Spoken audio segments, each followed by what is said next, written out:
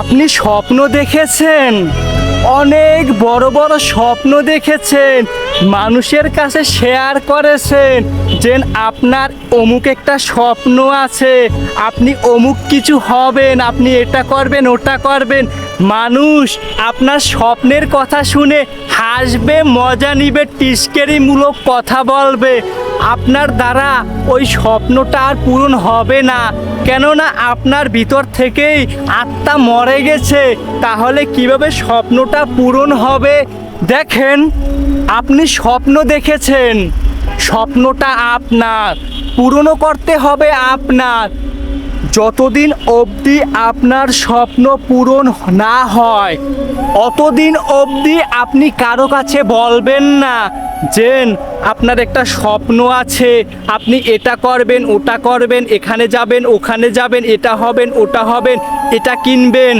যেদিন আপনার কাছে চলে আসবে সব কিছু, স্বপ্ন আপনার হাতের মুঠে আসবে, তখন মানুষ আপনি দেখবে, আপনার বলতে হবে না।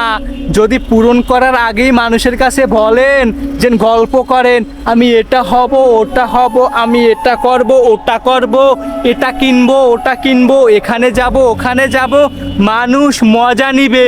কেননা আপনি তো একজন সাধারণ মানুষ, ছোট মানুষ।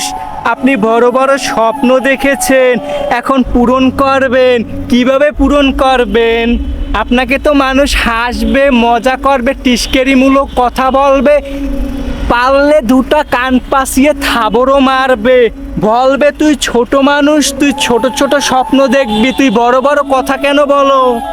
দেখেন, আপনার স্বপ্ন আপনার ছায়া পর্যন্ত টের পাবে না যে আপনি ওই স্বপ্নটা দেখেছেন, আপনি ওটা করবেন, আপনি ওটা হবেন।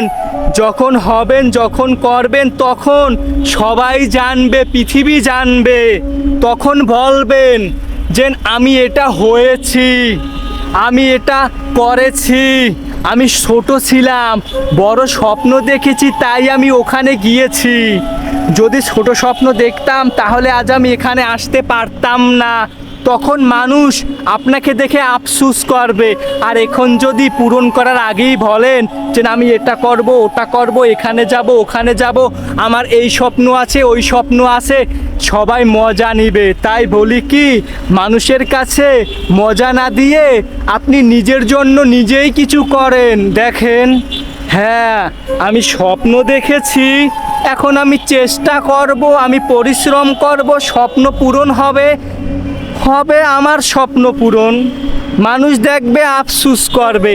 আর এখন বলে মানুষের হয়রানির শিকার হব, তারপরে আমার আর কিছু হলো না।